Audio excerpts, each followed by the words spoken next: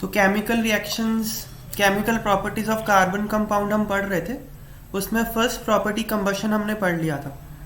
Combustion में हमने ये देखा था किसी भी कार्बन को अगर बर्न करते हो तो CO2 बनता है, और अगर किसी हाइड्रोकार्बन को बर्न करते हो तो कार्बन डाइऑक्साइड और वाटर बनता है। नेक्स्ट हम सेकंड, हीट एंड लाइट। हाँ, हीट एंड लाइट देता है। फिर हमने उसमें देखा था कि कौन जो है क्लीन फ्लेम देता है, कौन सूटी फ्लेम देता है, ये हमने सारा डिटेल में देख लिया था। आज हम सेकंड प्रॉपर्टी की तरफ बढ़ रहे हैं, ऑक्सीडेशन। तो ऑक्सीडेशन में ना एक डेफिनेशन लिख लो ऑक्सीडाइजिंग एजेंट्स की।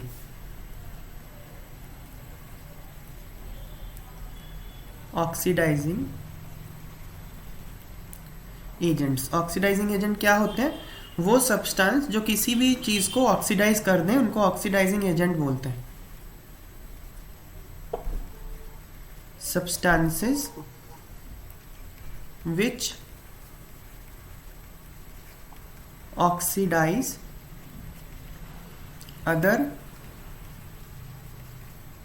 substances are called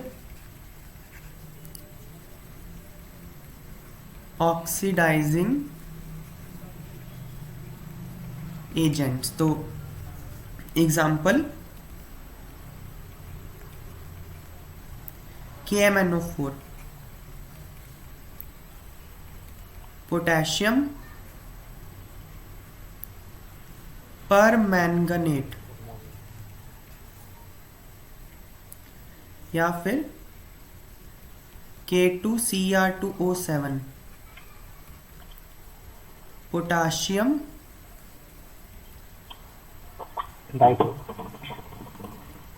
dichromate. तो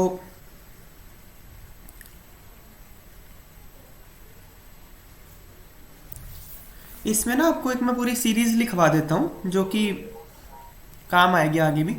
हमने एल्केन्स को पढ़ लिया ना। हाँ जी। एल्केन्स क्या होता है पता है ना? हाँ जी। अगर आप एल्केन्स को ऑक्सीडाइज करोगे ना तो देखो, मतलब H हटा के OH लगता है ना। एल्केन को अल्कोहल बनाना हो तो क्या करना पड़ता है बताओ? H हटा के OH ही लगाओगे ना। वो एच। हाँ जी। तो ऑक्सीडेशन हो गई ना, है ना? हाँ जी। अच्छा, अगर आप एल्केन को ऑक्सीडाइज करोगे ना तो अल्कोहल बनता है। अगर आप अल्कोहल को ऑक्सीडाइज करोगे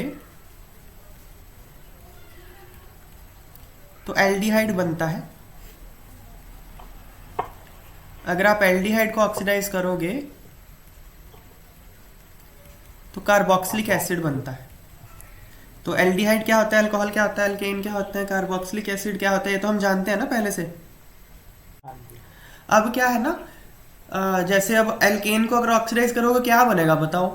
तो पता नहीं चलेगा ना। जैसे अगर आप अल्कोहल को ऑक्सीडाइज करोगे तो एल्डिहाइड भी बन सकता है और कार्बोक्सिलिक एसिड भी बन सकता है। वो डिपेंड करेगा आपने ऑक्सीडाइजिंग एजेंट कौन सा लिया। ये बात क्लियर? हाँ। ठीक है, तो ऑक्सीडाइजिंग एजेंट में डिपेंड करेगा कि अल्कोहल ऑक्सीडाइज होके एल्डिहाइड बन रहा है या कार्बोक्सिलिक एसिड बन रहा है। तो एक एग्जांपल बुक में दी हुई है, वो मैं लिख देता हूं। अल्कोहल को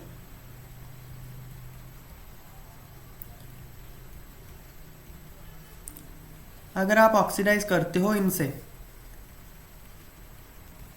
KMnO4 से, या और लिख लो, और K2Cr2O7, ये दोनों ना स्ट्रॉन्ग ऑक्सीडाइजिंग एजेंट है। तो अगर स्ट्रॉन्ग है तो इसको कार्बोक्सिलिक एसिड में बदल देंगे, containing same number of carbons. यहाँ पे कार्बन्स कितने हैं अल्कोहल में, और यहाँ पे एसिड में, हाँ एसिड में भी 2 है, तो दोनों में 2 कार्बन्स हैं। तो दोनों में कार्बन सेम रखना है आपने, ये ध्यान रखना। तो ये ऑक्सीडेशन हो गई। अब ना मैं एक बता देता हूँ, ये बुक में है नहीं। अगर आप CrO3 लोगे ना, एनहाइड्रस,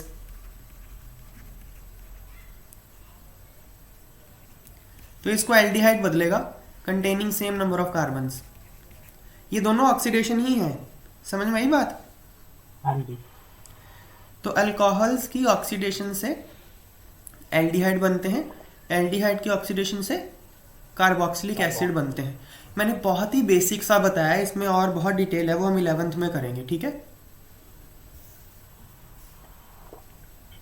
तो बहुत ही बेसिक सा हमने करा। ऑक्सीडेशन क्या होती है, जब कोई सब्सटेंस ऑक्सीडाइज हो जाए और जो सब्सटेंस ऑक्सीडाइज करने में हेल्प करता है उसको ऑक्सीडाइजिंग एजेंट बोलते हैं। दो ऑक्सीडाइजिंग एजेंट आपको याद रखने हैं, पोटाशियम पर मैंगनेट और पोटाशियम डाइक्रोमेट। ये दोनों क्या करते हैं, अल्कोहल को एसिड में ऑक्सीडाइज कर देते हैं। क्लियर होगी बातें, हाँ हाँ जी। ठीक है।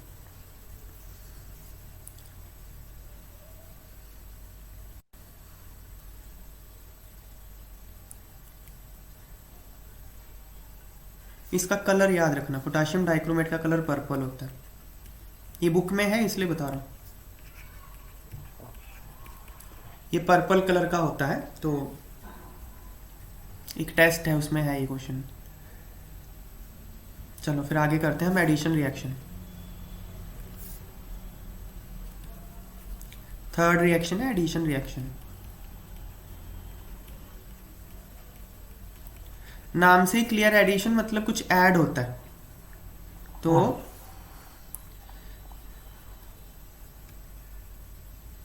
जैसे ये C double bond C R R R R, तो ये क्या है, अनसैचुरेटेड हाइड्रोकार्बन है ना। हाँ जी। कौन सा है ये, एल्केन एल्कीन एल्काइन, क्या है ये, एल्कीन। एल्कीन है ये। इसको ना वेजिटेबल ऑयल बोलते हैं। इसकी अगर आप इस रिएक्शन को हाइड्रोजनेशन बोलते हैं। निकल प्लैटिनम प्लैटिनम की प्रेजेंस में H2 हाइड्रोजन,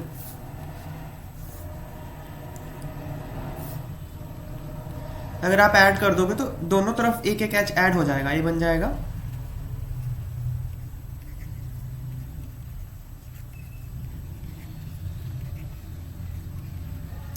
तो हाइड्रोजन ऐड हो गए ना, इसलिए इसको एडिशन रिएक्शन बोलते हैं। ये सैचुरेटेड हाइड्रोकार्बन होता है, इसको एनिमल फैट बोलते हैं, ये अनहेल्दी है।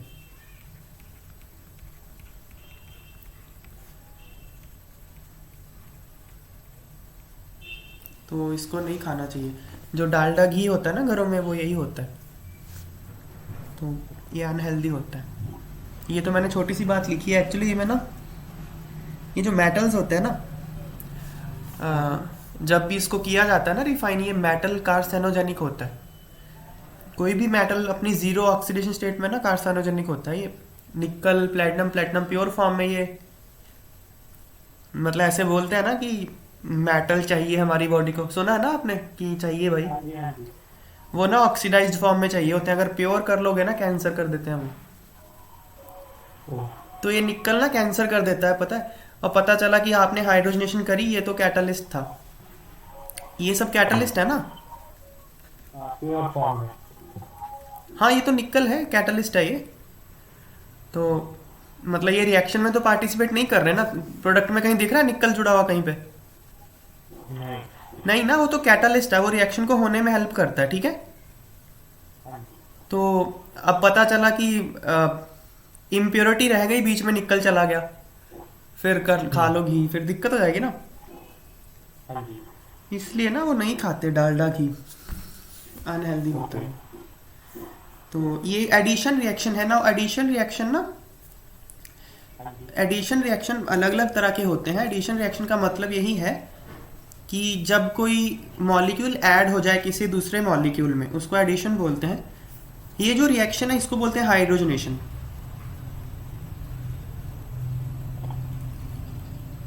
हाइड्रोजनेशन तो एडिशन रिएक्शन का एक एग्जांपल है हाइड्रोजनेशन, और भी बहुत कुछ ऐड कर सकते हैं। जैसे हम हैलोजेंस ऐड कर सकते हैं, क्लोरीन, ब्रोमीन, आयोडीन ऐड कर सकते हैं। फिर हम HCl ऐड कर सकते हैं, HBr ऐड कर सकते हैं। तो बहुत कुछ ऐड कर सकते हैं हम।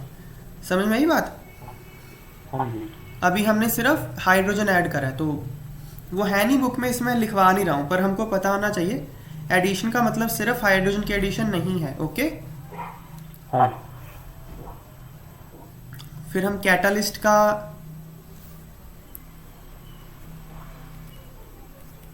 डेफिनेशन लिख लेते हैं। कैटालिस्ट क्या होता है? सब्सटेंस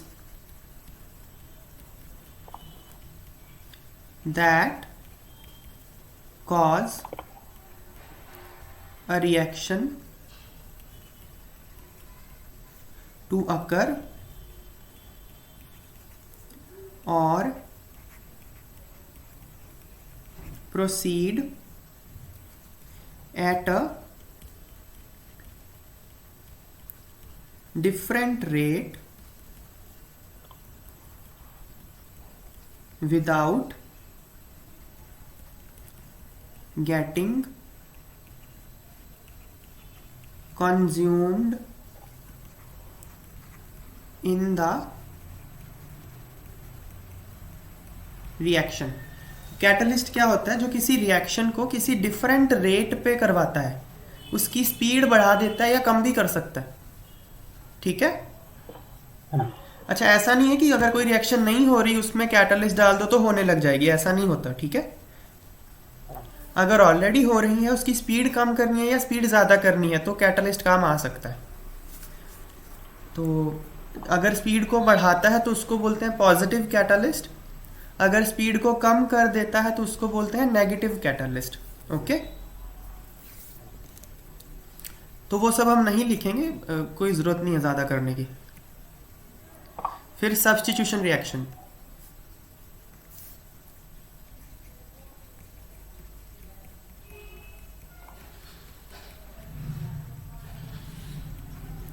नाम से ही क्लियर है, जब एक एटम दूसरे एटम को सब्स्टिट्यूट कर देता है या एक ग्रुप दूसरे को कर देता है सब्स्टिट्यूट, तो उसको हाँ जी। सब्स्टिट्यूशन रिएक्शंस बोलते हैं।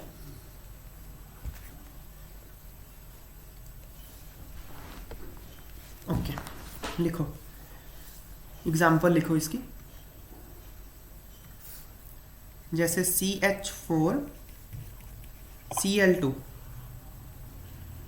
इसके लिए कंडीशंस क्या क्या चाहिए? या तो आप यूवी लाइट रखो और हाई टेम्परेचर, दोनों में से कोई। ये कंडीशंस अगर होंगी तो एक H हट के एक Cl लग जाएगा, तो ये कौन सी रिएक्शन होगी? Substitution reaction. क्लियर बात है? हाँ। ठीक है। कार्बन कितने रखने हैं, हाइड्रोजन कितने हैं? क्या क्या? नंबर ऑफ कार्बन और नंबर ऑफ हाइड्रोजन सेम ही होंगे दोनों साइड पे। हाँ, सेम ही होंगे, और क्या। इसमें हुआ क्या है ना, इसमें एक H हट के एक Cl आया है।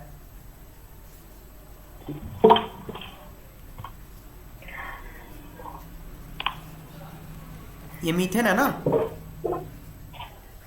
है ना? हाँ जी। अब यहाँ पे इसका एक H ये हट गया और एक Cl यहाँ पे आ गया, ये वाला, तो ये बन गया CH3Cl। हाँ जी। तो सब्स्टिट्यूशन होगी। इसमें क्या क्वेश्चन क्या है, समझ नहीं आ रहा मुझे। मैं बोल रहा हूँ बस जगह चेंज होती है ना।